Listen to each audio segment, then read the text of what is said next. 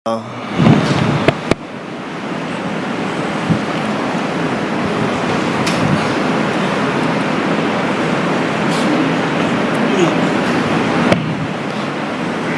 لله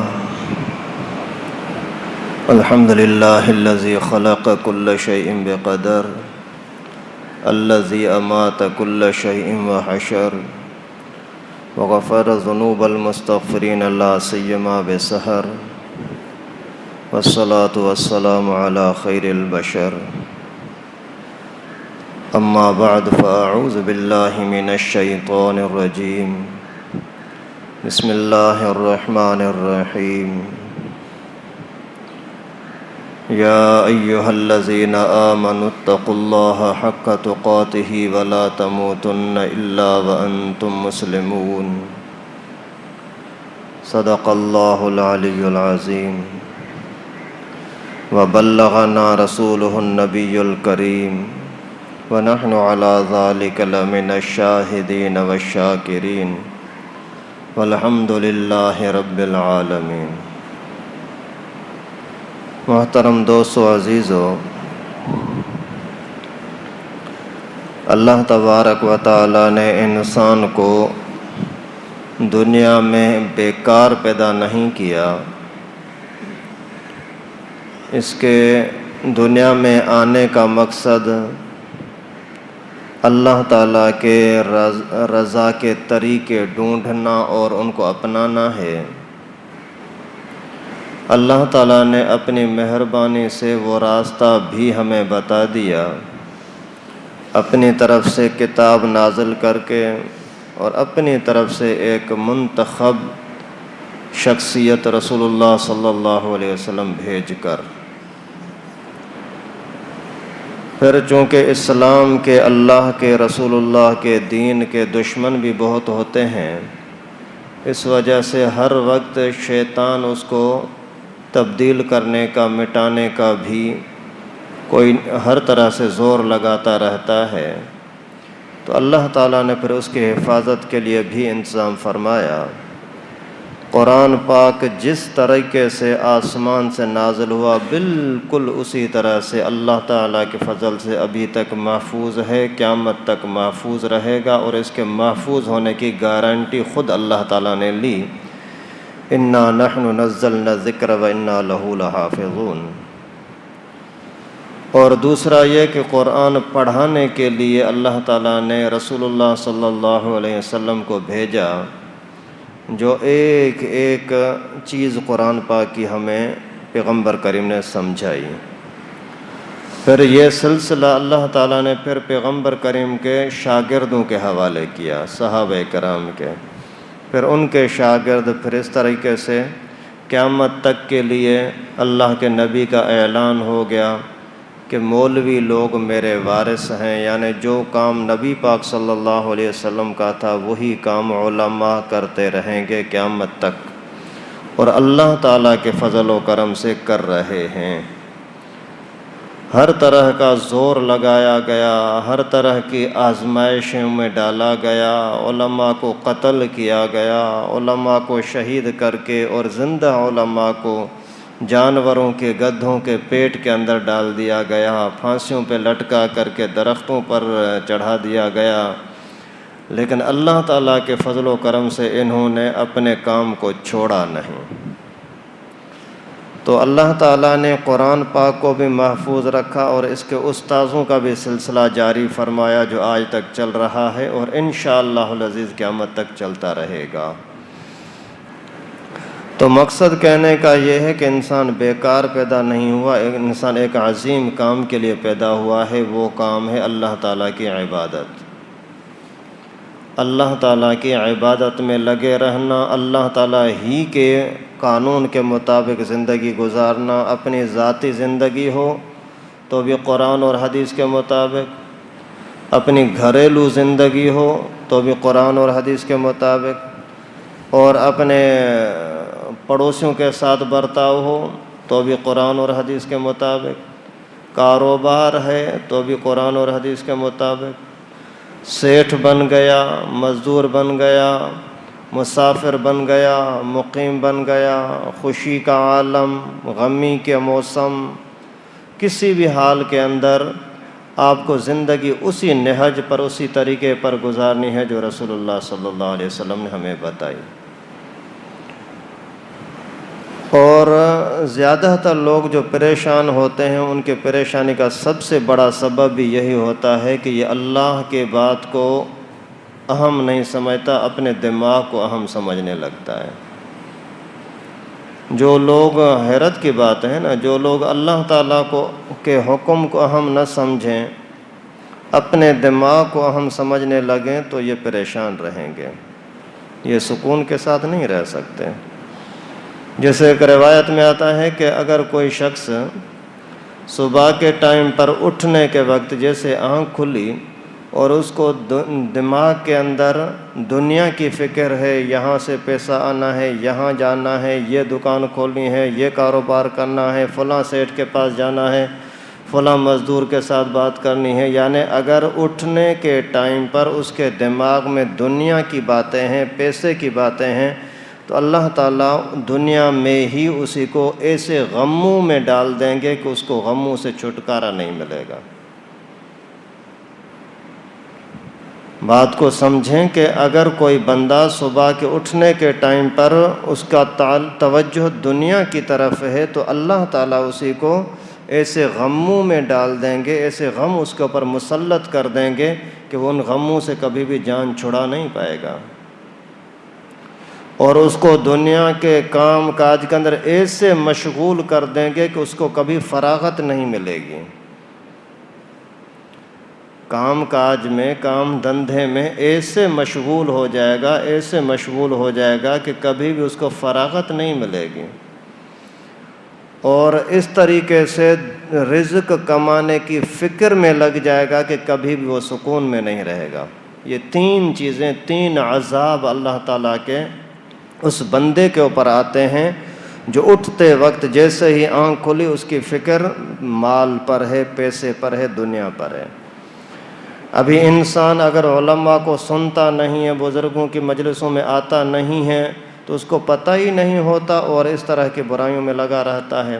غم بھی عجیب قسم کے، فکر بھی ہر وقت لگے ہوئے ہیں، اور کام دھندے میں بھی ہر وقت لگا ہوا ہے۔ جب بھی بات کرو، سائیں میرے پاس ٹائم نہیں ہے، بھائی یار 5 منٹ کے لیے آ جاؤ، حضرت ٹائم ملتا ہی نہیں ہے، بھائی مسجد کے لیے تو مسجد میں تو آ جاؤ، کوشش کرتا ہوں لیکن ٹائم ملتا نہیں ہے۔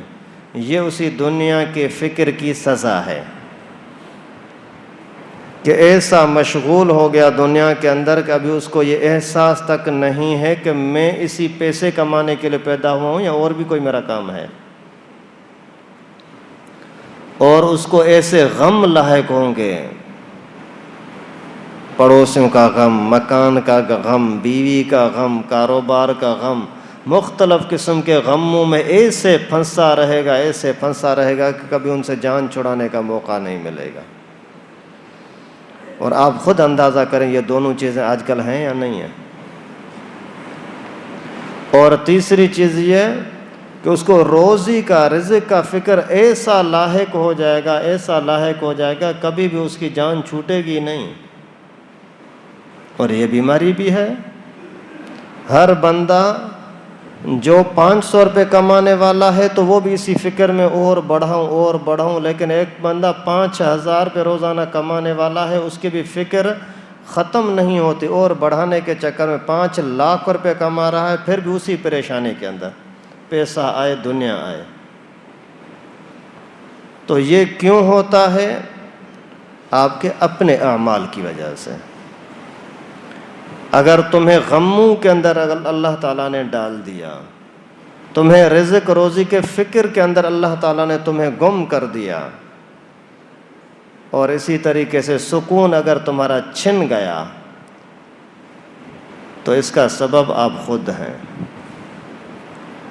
کیوں؟ جب رسول اللہ صلی اللہ علیہ وسلم نے طریقہ بتلایا تھا کہ سونے کے ٹائم پر یہ دعا کیا کرو کہ بسم اللہ اموت و احیا، اللہم بسمک اموت و احیا، یا اللہ پورا دن میرا جسم تو نے کام کاج میں لگایا، میرا ہر عضو کام کرتا رہا، ابھی تھک گیا ہوں، سونا چاہ رہا ہوں، ابھی سونا بھی تیرے نام پر، تو صبح کو اٹھنا بھی تیرے نام پر۔ یہ ابھی 10 سیکنڈ کی دعا پڑھنے میں کون سی تکلیف تھی؟ نہیں پڑھی۔ صبح کو جیسے اٹھا تو ابھی آپ کے اٹھتے ہی آپ کی آنکھیں بھی کام کر رہی ہیں، آپ کا سانس بھی کام کر رہا ہے، ناک بھی کام کر رہا ہے، ہاتھ پاؤں بھی کام کر رہے ہیں۔ آپ بالکل مردار کی طرح پڑے ہوئے تھے، سامنے کون آ رہا ہے جا رہا ہے کچھ پتہ نہیں تھا، آپ کا ظاہر بھی محفوظ رہا، آپ کے اندر کی جتنی مشینیں ہیں پیٹ کے اندر، سینے کے اندر، دل دماغ کے اندر، وہ ساری مشینیں چلتی رہیں اور اللہ تعالیٰ نے ان کو چلایا۔ ابھی جیسے اٹھا ہے وہ سارے کام کر رہے ہیں، تو اللہ کا شکر کرنے کی توفیق نہیں ملتی؟ تو کیا اتنا بھی انسان کو احساس نہیں ہے کہ اللہ تعالیٰ نے جب اتنے بڑے احسان کیے تو اس کو صرف اتنا بول دیں کہ اللہ تیری مہربانی، تو نے جگایا۔ الحمدللہ الذی احیانی بعد ما اماتنی والیہ النشور۔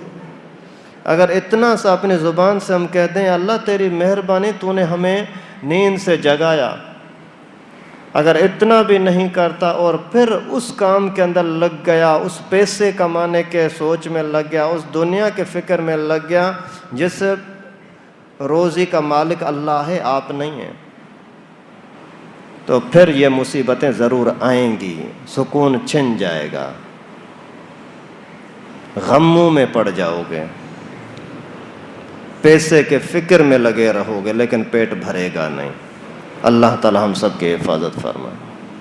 تو انسان اپنے جتنی انسان کے اوپر مصیبتیں آتی ہیں اپنی وجہ سے آتی ہیں، اس کا سبب خود ہی ہوتا ہے، لیکن احساس بھی نہیں ہوتا کہ میں کیا کر رہا ہوں۔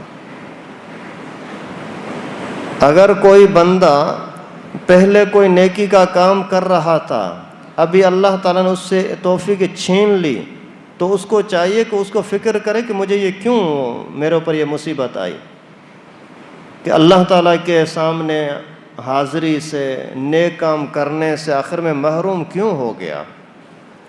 دنیا کے اعتبار سے اگر کہیں سے پیسہ آ رہا ہے، وہ اگر راستہ رک جائے کتنی پریشانی ہوتی ہے۔ اگر کہیں نوکری پہ لگے ہوئے ہو، وہاں سے 2 روپے آ رہے ہیں، اگر وہ رک جاتے ہیں تو انسان پریشان ہوتا ہے، اور جب نیکی کا سلسلہ ٹوٹ جاتا ہے پھر پریشان کیوں نہیں۔ اس وجہ سے اپنے حال پر رحم کرو، اللہ اور اللہ کے رسول کی باتوں کو سمجھو، مانو، اپنی زندگی میں لاؤ، دنیا میں بھی سکون ملے گا، قبر آخرت میں بھی سکون ملے گا۔ پیسے کے پیچھے پڑنے میں فائدہ نہیں ہے، نقصان ہے بھائی۔ حلال روزی کماؤ، کوئی منع نہیں ہے، لیکن اسی روزی میں ایسا لگ جانا کہ دین کو چھوڑ دو، یہ بڑی گمراہی ہے۔ آج کل تو یہ دنیا میں ہم ایسے مشغول ہو گئے ہیں کہ اللہ کی پناہ۔ دنیا کی کوئی چوٹ لگتی ہے تو رونے لگتے ہیں، دینی لحاظ سے کتنا بھی دور چلے جاتے ہیں احساس نہیں ہوتا، فرض نماز چلی جاتی ہے پرواہ ہی نہیں ہے۔ علماء نے لکھا ہے کہ کسی بھی کام کے اندر اگر آپ 2 کاموں کے اہتمام کریں تو کبھی بھی آپ کو پریشانی نہیں ہوگی، خصوصاً دینی کام جو ہیں۔ مدرسہ چلانا ہے، اس کے اندر آپ 2 کام کریں، مسجد کا نظام ہے 2 کام کریں، جماعت میں تبلیغ میں چل رہے ہو 2 کام کی پابندی کرے، پریشانی نہیں ہوگی۔ ایک یہ کہ خیانت نہ کرو، دوسرا مشورے کے ساتھ چلو۔ خیانت نہ کرو، مشورے کے ساتھ چلو، کبھی بھی آپ کو اجتماعی معاملات میں پریشانی نہیں ہوگی، اللہ تعالیٰ اپنی طرف سے مدد کرے گا، کیونکہ لا ایمان لمن لا امانت لہ، جو اجتماعی معاملات میں خیانت کرتا ہے وہ بے ایمان ہے، رسول اللہ صلی اللہ علیہ وسلم نے فرمایا ایمان سے خالی ہے۔ ابھی مثال کے طور پر مسجد چلانی ہے، مدرسہ چلانا ہے، تبلیغ جماعت میں ہے، کوئی جماعت کا اجتماعی کام ہے، اس کے اندر اگر خیانت کرتا ہے، 1 روپے کی خیانت کی نا، تو یہ ضرور پریشان ہوگا، یہ ابھی پریشانی سے بچ نہیں سکتا۔ اور اسی طریقے سے مشورہ کرنا یہ برکت کا سبب ہوتا ہے۔ اگر مشورہ جماعت کے اندر 10 بندے گئے تو بار بار بزرگ کہتے ہیں بھائی مشورے کے ساتھ چلنا، مشورے کے ساتھ چلنا۔ اگر مشورے کے ساتھ نہیں چل، اللہ کے راستے میں چل رہا ہے، گھر کو، بیوی بچوں کو، سب کو چھوڑا ہے، لیکن ایک کام یہ برا کر رہا ہے کہ مشورہ نہیں کر رہا، تو وہ آپس میں لڑتے ہیں، تو نے یہ غلط کیا، تو نے یہ غلط کیا۔ ابھی یہ کیوں ہوا؟ مشورے کو چھوڑنا۔ اور مشورہ کس کے ساتھ کرنا ہے؟ جو اس کام کے اہل ہوں۔ مشورہ کس کے ساتھ کرنا ہوتا ہے؟ کسی بھی کام کا، جو اس کام کے اہل ہوں۔ جو اہل ہی نہیں ان سے مشورہ کرنا جائز نہیں، یہ خود خیانت ہے۔ مثال کے طور پر آپ کو اگر کوئی جگہ بنانی ہے، کہیں سے کوئی ٹوٹ گیا ہے، کوئی اسی کا جگہ کا آپریشن کرنا ہے، تو آپ ڈاکٹر کے پاس جائیں گے، یار یہاں کتنا سیمنٹ لگاؤں، کتنی ریتی ہو، کتنا کیا ہو، مٹیریل کیا لانا ہے؟ نہیں، کیونکہ وہ اس جگہوں کے بنانے میں اہل رائے یا اس ماحول کا آدمی نہیں ہے۔ تو اس کے لیے کس کے پاس جائیں گے؟ ٹھیکیدار کے پاس جائیں گے، مستری کے پاس جائیں گے، کسی انجینئر کے پاس جائیں گے۔ ابھی انجینئر کتنا بھی ماہر ہے، کتنا بھی عقل مند اور ہوشیار ہے، اگر آپ کو کہیں پھوڑا ہو گیا ہے، کوئی چوٹ لگی، زخم لگی، پھر اس کے پاس جاؤ گے کہ مجھے پٹی کر دو؟ نہیں، کیونکہ ابھی وہ بھلے ہوشیار ہے لیکن اس کام کا نہیں ہے، یہ اس کے لیے پھر ڈاکٹر کے پاس جانا پڑے گا۔ تو پھر اگر مدرسے کا کام ہے تو مدرسے کے ساتھ محبت کرنے والوں سے مشورہ لینا پڑے گا۔ مسجد کا کام ہے تو مسجد کے ساتھ جڑنے والے، نماز کے پابند ہوں، جڑنے والے ہوں، مسجد کے ساتھ تعاون کرنے والے ہوں، مدد کرنے والے، ان سے مشورہ لینا پڑے گا۔ اگر ان سے نہیں، کسی اور سے جا کر کے مشورہ لیتے ہیں تو یہ خیانت ہے۔ اور اگر خیانت کرو، ابھی جماعت کے اندر 10 بندے ساتھ مل کر کے چل رہے ہیں اور آپس میں ان سے مشورہ نہیں لیتے، فون کر کے کسی اور سے پوچھتے ہو یار یہ مسئلہ ابھی کیا کروں، ابھی کھانا پکانے کے لیے مشورہ ہو رہا ہے، ایک بول رہا ہے دال پکاؤ، دوسرا بول رہا ہے مرغی پکاؤ، تو مشورہ دے دے کیا کریں، تو فساد نہیں ہوگا تو اور کیا ہوگا؟ اللہ تعالیٰ کی طرف سے رحمت بھی اٹھ جائے گی اور فساد بھی ہوگا۔ کسی بھی اجتماعی کام کے اندر یہ 2 بنیادی چیز اگر آپ سامنے رکھو، چوری نہ کرو، خیانت نہ کرو، دوسرے نمبر پر یہ کہ مشورے کے ساتھ جو اس چیز کے اندر ماہر ہیں، محبت کرنے والے ہیں، ان کے ساتھ مشورہ کرو، خود بخود کام صحیح چلے گا انشاءاللہ۔ پریشانی کا سبب ہم خود بن جاتے ہیں۔ تو اللہ تعالیٰ اور اللہ کے رسول صلی اللہ علیہ وسلم کے قانون کو اپنانا، اس کے مطابق چلنا، یہی عزت کا ذریعہ ہے۔ حدیث مبارکہ میں آتا ہے کہ پیغمبر کریم صلی اللہ علیہ وسلم نے فرمایا کہ اللہ تعالیٰ کے 5 فرشتے ہیں، وہ آواز دیتے ہیں۔ ایک فرشتے نے اعلان کیا کہ جو بندہ فرائض کو چھوڑتا ہے وہ اللہ تعالیٰ کی رحمت سے محروم ہو جاتا ہے۔ دوسرے فرشتے نے آواز دی جو شخص سنت کو چھوڑتا ہے وہ قیامت کے دن رسول اللہ کی سفارش سے محروم ہو جائے گا۔ جو شخص حرام کماتا ہے یا حرام کھاتا ہے اس کی عبادت قبول نہیں ہے۔ چوتھے فرشتے نے قبر والوں کو آواز دی کہ اے قبر والو، قبرستان والو، بتاؤ تو صحیح آپ کو کس چیز پر شرمندگی ہے اور کس چیز پر حرص اور رشک ہے؟ تو انہوں نے بولا کہ ہمیں شرمندگی اس بات پر ہے کہ دنیا کے اندر جو ٹائم ہمارا ضائع ہوا اس پر ہمیں بڑی شرمندگی ہے، اور رشک ان لوگوں کے اوپر ہے جن کو اللہ تعالیٰ نے زندگی بھی دی ہے اور اس کے ساتھ نیکی کی توفیق بھی دی ہے۔ اور 5واں فرشتہ کہتا ہے کہ اے انسان، تو بیکار پیدا نہیں ہوا، تیرے لیے 2 میں سے ایک ٹھکانہ لازمی ہے، اگر نیکیاں کی تو جنت، اگر برائیاں کی تو جہنم، اس کے علاوہ اور کہیں تو جا نہیں سکتا۔ پہلے نمبر پر جو فرائض کو چھوڑتے ہیں وہ اللہ کی رحمت سے محروم۔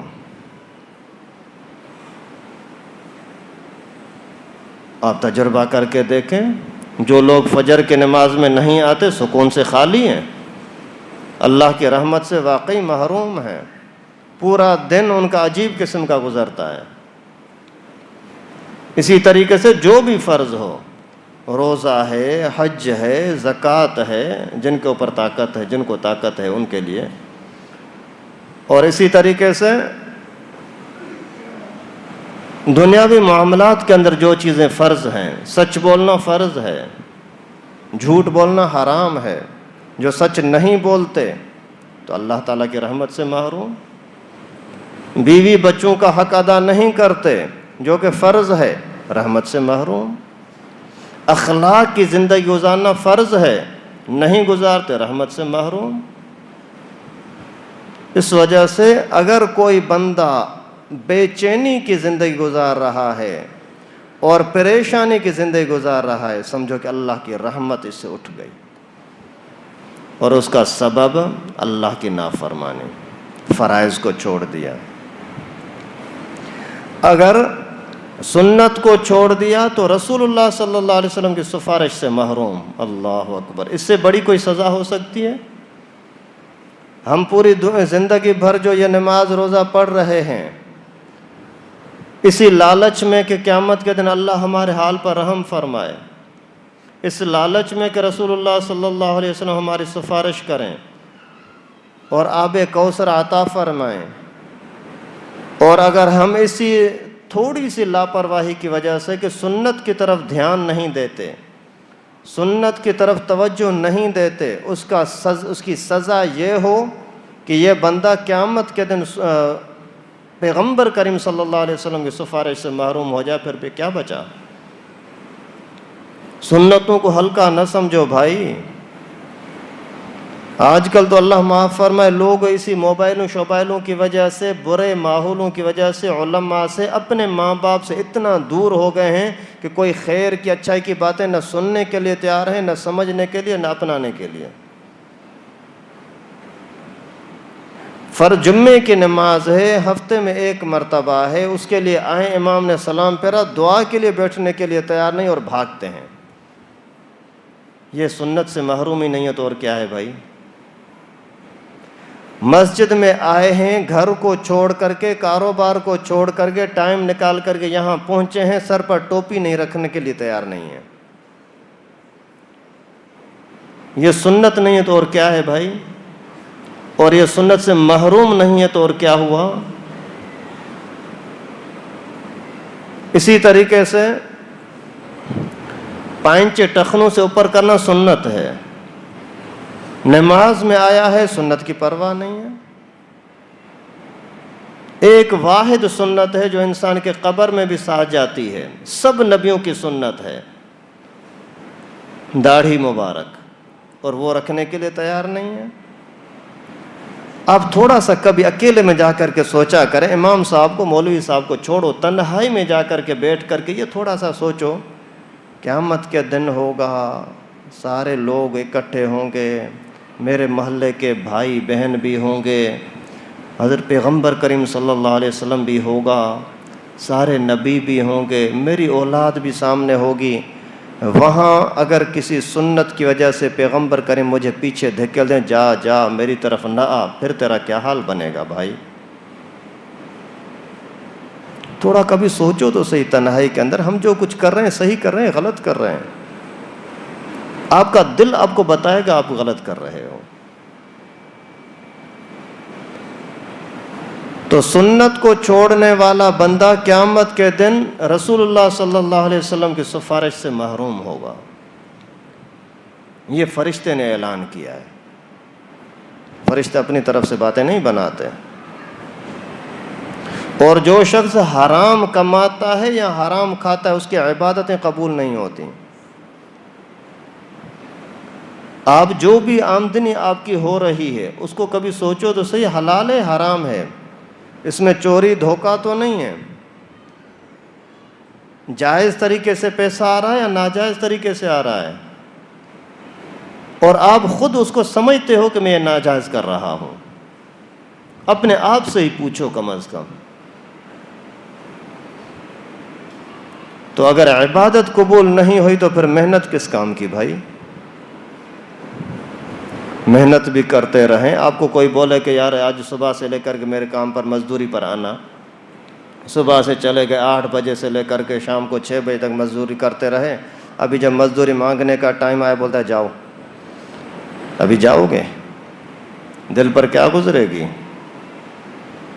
اور یہاں جب حرام کھانا حرام کا، پینا حرام کا، لباس حرام کا، ابھی دعائیں مانگ رہا ہے. کس کام کی ہیں تمہاری دعائیں؟ اور چوتھے نمبر پر یہ کہ قبر والوں سے پوچھا آپ کو کس چیز پر شرمندگی ہے، افسوس ہے؟ بولنے لگے کہ دنیا میں جو وقت ہمارا ضائع ہوا تھا نا، اس پر شرمندگی ہے، اس پر افسوس ہے کہ ہم یہ وقت ضائع نہ کرتے، اس پر افسوس ہے. ابھی کون وقت ضائع کر رہا ہے؟ خود ہی اپنے آپ کو حساب لگاؤ. 1 گھنٹے کا حساب لگاؤ، 10 گھنٹے کا حساب لگاؤ، 24 گھنٹے کا حساب لگاؤ. آپ نے آج کے اس 24 گھنٹے میں کیا کیا کام کیے ہیں؟ اچھے کام کون سے کیے، برے کام کون سے کیے؟ فائدے والی باتیں کتنی کی، بے فائدہ باتیں کتنی کی؟ اور کون کون سے کام تم کر سکتے تھے جو نہیں کیے؟ اگر بیٹھے بیٹھے کہیں جا رہے ہو، ایک جگہ پر بیٹھے ہو، کہیں گھوم پھر رہے ہو، گپ شپ میں لگے ہوئے ہو، وہیں اگر 10 سیکنڈ ملے تو اس میں سبحان اللہ نہیں کہہ سکتے تھے؟ اگر کہہ سکتے تھے اور نہیں کہا تو یہ غفلت ہو گئی نا. ایسی چیزوں کے بارے میں قبر میں موت کے بعد افسوس ہوگا، ہائے افسوس کہ میرا یہ ٹائم ضائع ہو گیا. اور کس چیز پر تمہیں رشک آتا ہے؟ فرشتے نے پوچھا کس چیز پر تمہیں ایک حرص سے کاش کہ یہ ہوتا؟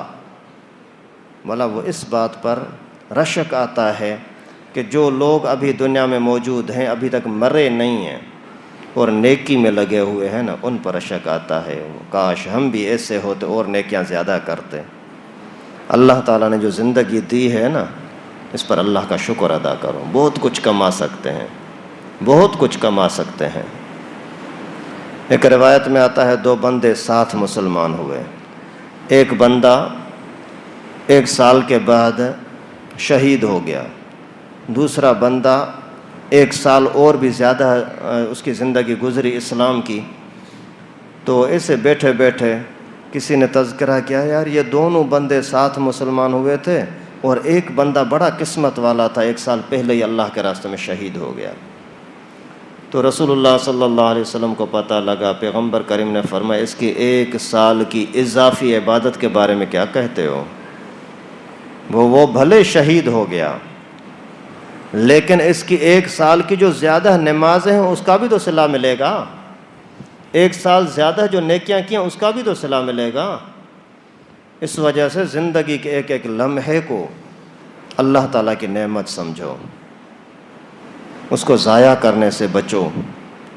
اور 5ویں فرشتے نے یہ بات کی کہ ہر بندے کا کوئی نہ کوئی انجام ہے، یا جنت یا جہنم. اگر اچھائی کی زندگی گزاری تو یقیناً جنت، اگر برائی کی زندگی گزاری تو یقیناً جہنم. اس وجہ سے آپ جو بھی کام کرتے ہو تھوڑا سا سوچا کریں کہ اس کا انجام اچھا ہونا چاہیے یا برا. یہ کام میں اچھائی والا کر رہا ہوں یا برائی والا؟ تو پھر آپ کو خود ہی آپ کا دل بتائے گا کہ تیرا انجام کیا ہونا چاہیے. اللہ تعالیٰ سے دعا ہے کہ اللہ پاک ہم سب کو صحیح سمجھ نصیب فرمائے. اللہ تعالیٰ ہمارے حال پر رحم فرمائے. جہاں جان بوجھ کر کے یا بے سمجھے غلطیاں کر جاتے ہیں اللہ پاک ہماری معاف فرمائے. آئندہ ان غلطیوں سے بچنے کی توفیق نصیب فرمائے. وآخر دعوانا ان الحمد للہ رب العالمین.